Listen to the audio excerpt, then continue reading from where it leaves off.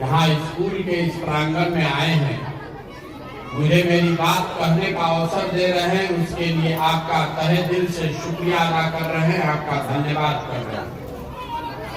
मेरा ही नाम है प्रशांत किशोर और हम कोई नेता नहीं हैं। आपसे हम वोट मांगने नहीं आए। हम बिहार के एक साधारण परिवार के लड़के हैं। माता पिता का आशीर्वाद है, ऊपर वाले की कृपा है।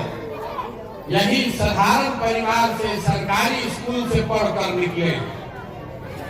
अब कुछ सफलता जीवन में मिल गया, अब तय किए हैं कि अगर ऊपर वाले ने कुछ शक्ति बुद्धि दिया है तो उसको बिहार के लोगों की जिंदगी को बदलने के लिए लगाएंगे। पिछले 9 महीने से हम अपना घर परिवार छोड़कर पैदल पैदल बिहार में घूम रहे हैं। 9 महीना में 3000 से ज्यादा गांव में गए हैं। जैसे आपके साथ बात कर रहे हैं, ऐसे हर गांव में जाते हैं, आपसे बात करने, आपकी समस्या को देखने, समझने, ये बताने कि आखिर आप अपने गरीबी से कैसे निकल सकते हैं। हम रास्ते में चल रहे हैं तो लोग अपना समस्या बताता है। अभी सरपंच महोदय यहाँ बता रहे थे कि यहाँ स्कूल नहीं है, हॉस्पिटल नहीं है।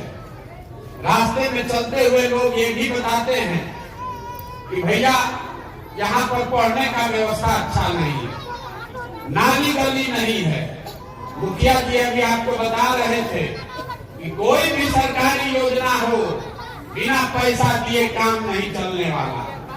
ये सब बात आप लोग यहाँ जानते हैं, हमको बताने का जरूरत नहीं है। तो हम आज आए हैं तो हम देख रहे हैं कि आपके यहाँ अस्पताल नहीं है, सुन रहे हैं। आप लोग तो यही रहते हैं। कभी आपने ये सोचा कि आप इसको सुधार क्यों नहीं पाते? आपको लग रहा है कि हम इतना गरीब हैं, इतना कमजोर हैं, हम कैसे सुधारें? इस बात में तो दम नहीं है। आप कह रहे हैं कि नेता सब यहाँ चोर है इसलिए बिहार गरीब है। तो भाई नेता तो पूरे देश में हर जगह चोर है। दूसरे राज्यों में तो इतना गरीबी नहीं है। तो हम आपको बताने आए हैं कि आपकी गरीबी का कारण क्या है और आप अपना और अपने बच्चों को गरीबी से कैसे निकाल सकते हैं। देखिए, दुनिया भर में जितने विद्वान हुए हैं उन्होंने बताया कि गरीबी से निकलने का 3 ही रास्ता है। पहला रास्ता है पढ़ाई। अगर आप या आपका बाल बच्चा पढ़ा लिखा हो तो पढ़ाई लिखाई के जरिए आप अपना जीवन सुधार सकते हैं। दूसरा रास्ता है जमीन। अगर आप पढ़े लिखे नहीं हैं लेकिन आपके पास जमीन हो तो खेती किसानी करके भी आप अपना जीवन सुधार सकते हैं। और तीसरा रास्ता है पूंजी, पैसा। अगर आप पढ़े लिखे नहीं हैं, आपके पास जमीन भी नहीं है, लेकिन अगर आपके पास पूंजी हो, पैसा हो, तो कोई छोटा मोटा रोजी रोजगार, व्यापार, दुकान करके आप अपना जीवन सुधार सकते हैं। यही 3 रास्ता है, चौथा कोई रास्ता नहीं है। आप यहाँ ध्यान से देखिएगा, आपके गांव, आपके पंचायत, पूरे बिहार में ज्यादातर आदमी के पास ये तीनों में तीनों चीज नहीं है। आपके पास, आपके बच्चों के पास पढ़ने का सुविधा है ही नहीं। हम लोग स्कूल के प्रांगण में बैठे हुए हैं, लेकिन हम आपको दावे से कह रहे हैं कि बिहार में ज्यादातर परिवार के बच्चों को पढ़ने का सुविधा नहीं है। गरीब का बच्चा जब सरकारी स्कूल में जा रहा है पढ़ने, तो वहां पर खिचड़ी खाकर वो घर आ रहा है।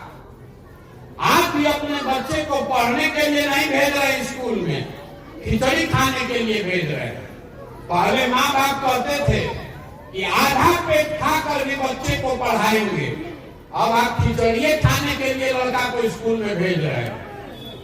जो लोग आप में से अपने बच्चों को प्राइवेट में पढ़ा रहे हैं, आपको लग रहा है कि आप तो बहुत चालाक है। आप अपने अपने बच्चा को प्राइवेट में पढ़ाकर सुधार दीजिएगा। तो जो उनके बच्चे प्राइवेट में पढ़ रहे हैं उनका भी भला नहीं होने वाला, क्योंकि स्कूल आप प्राइवेट में पढ़ा सकते हैं, कॉलेज तो उसको सरकारी में ही जाना पड़ेगा। तो बिहार में खाली स्कूलों में पढ़ाई नहीं हो रहा है, कॉलेज में भी पढ़ाई नहीं हो रहा है। स्कूल में खिचड़ी बट रहा है और कॉलेज में डिग्री बट रहा है, पढ़ाई दोनों में कहीं नहीं हो रहा। तो जब आपके बच्चे पढ़ेंगे ही नहीं तो मजदूर नहीं बनेंगे तो कलेक्टर बनेंगे। दूसरा रास्ता हमने आपको बताया, जमीन। अगर आप पढ़े लिखे नहीं है तो जमीन अगर होता आपके पास तो खेती किसानी करके भी जीवन सुधर सकता। उससे आपका जीवन क्यों नहीं सुधर रहा? वो इसलिए नहीं सुधर रहा है कि बिहार में गरीबी के नाम पर, समाजवाद के नाम पर 70 वर्ष से राजनीति हो रहा है, लेकिन यहाँ भूमि सुधार को लेकर कोई काम नहीं हुआ। नतीजा ये है कि यहाँ जो 100 लोग रहते हैं, 100 में 60 आदमी के पास 1 इंच जमीन है ही नहीं।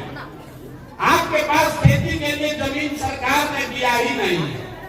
और जो 40 आदमी के पास जमीन है उसमें 35 आदमी ऐसा है जो 2 बीघा से कम का मालिक है। तो बिहार में जो खेती आप करते हैं ये कमाने के लिए खेती नहीं है, ये खाने वाली खेती है। आपके खेत में उतना ही उपजता है कि आपका बाल बच्चा का पेट भर जाए, उससे कमा कर आगे बढ़ने का उपाय नहीं है।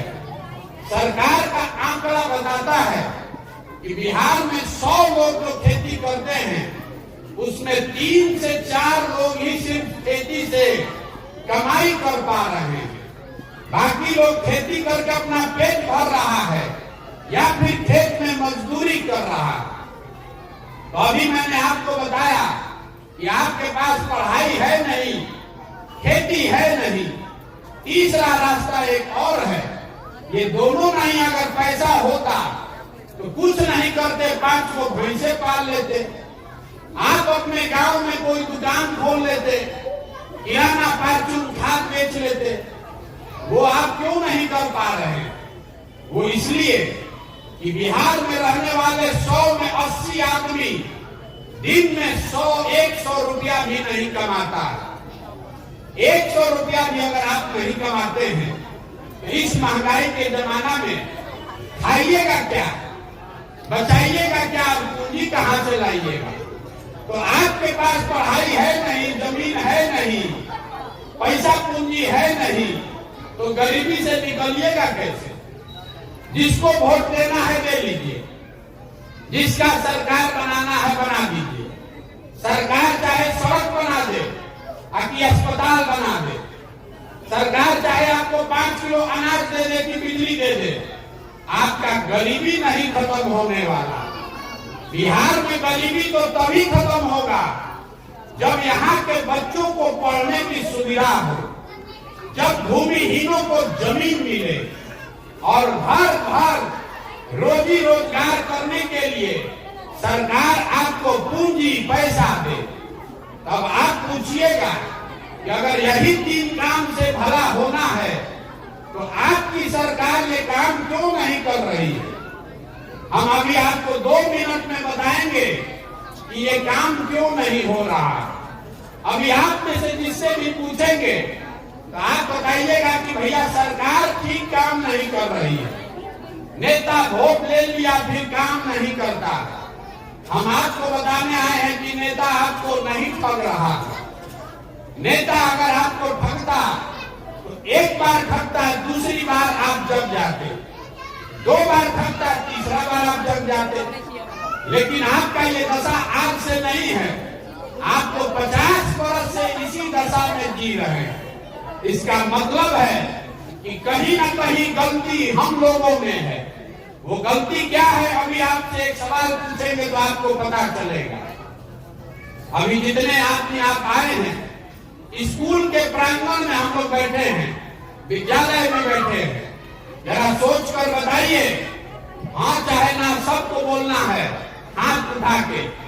बिहार में और कुछ हो चाहे नहीं, सभी के बच्चों के पढ़ने की व्यवस्था होनी चाहिए कि नहीं होनी चाहिए? होनी चाहिए कि नहीं होनी चाहिए? मुंह खोल के बोलिएगा तब न होगा। होनी चाहिए कि नहीं होनी चाहिए? अभी आपने कहा, हमने नहीं, आपने कहा कि सभी के बच्चों के पढ़ने की व्यवस्था होनी चाहिए। आपने ऐसा क्यों कहा? क्योंकि आपको मालूम है कि अगर बच्चों के पढ़ने का व्यवस्था होगा तो उससे आपका जिंदगी सुधरेगा। तो अब जरा अपने अपने बच्चों का चेहरा याद कर लीजिए, अपने अपने बच्चों का चेहरा याद कीजिए और अपने बच्चों के नाम पर एक बार ईमानदारी से बताइए कि आप में से किसने जीवन में एक बार भी बच्चों के पढ़ाई के लिए वोट दिया है? अभी सब हाथ उठाया था, अब बताइए कि किसने अपने बच्चों के पढ़ाई के लिए वोट दिया है? कोई दिया है? कोई नहीं दिया है। यही आपके दुर्दशा का कारण है। आपको लग रहा है कि कोई नेता आकर आपको सुधारेगा। अरे भाई, आपको तो मालूम है कि पढ़ाई से आपका दशा सुधरेगा, लेकिन आप पढ़ाई के लिए वोट नहीं देते। तो जो ताला खोलना है उसका चाबी लगाइएगा नहीं तो ताला खुलेगा कैसे? आप कह रहे हैं कि आप वोट ठीक दे रहे हैं, सरकार काम नहीं कर रही है। हमने कहा कि नहीं, आपने जिस चीज के लिए वोट दिया है वो थोड़ा कम या ज्यादा आपको मिल रहा है। अगर हमारी बात पर भरोसा नहीं है तो अभी आपको आईना दिखाते हैं, आपको समझ में आएगा। यहाँ जितने आदमी आप बैठे हैं, सोच के बताइए कि हम लोगों ने घर घर से 5 किलो अनाज के लिए मोदी जी को वोट दिया है ना भाई? तो बिहार में कितना भी चोरी भ्रष्टाचार है, 1 किलो चोरी करके 4 किलो अनाज मिल रहा है कि नहीं मिल रहा?